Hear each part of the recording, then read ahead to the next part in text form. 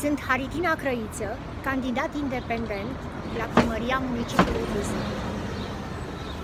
În data de 8 mai, primarul municipiului a emis o decizie prin care fixa locurile unde ai voie să faci afișaj. În data de 15, eu am început să fac acest afișaj și vă arăt acum această locație. Este în zona Magnoliei, blocului Magnolia, de pe bulevardul Nicolae Bălcescu.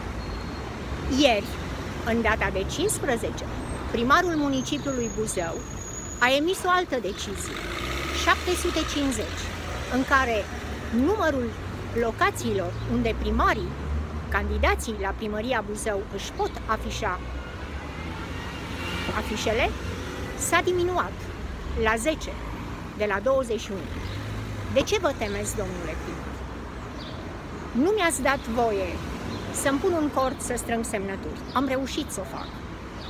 Apoi a trebuit să mă înscriu și să intru în cursă, ca și ceilalți. Timpii mei de antenă sunt doar 5 minute în toată campania electorală. Nu am voie să fiu vizibilă în toate cartierele orașului. De ce a schimbat regulile în timpul jocului, domnule primar? Nu este corect. Ați observat că afișând ieri afișele care mă reprezentau și pe mine începeam să am vizibilitate? Buzoienii s-au săturat de tertipurile dumneavoastră. Și încă ceva.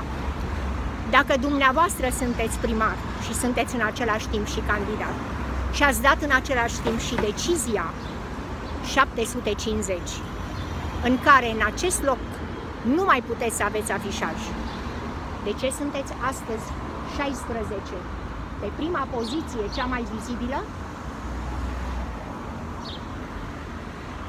Ce înseamnă asta? Buzoienii trebuie să vadă și să ia măsuri în 9 iunie.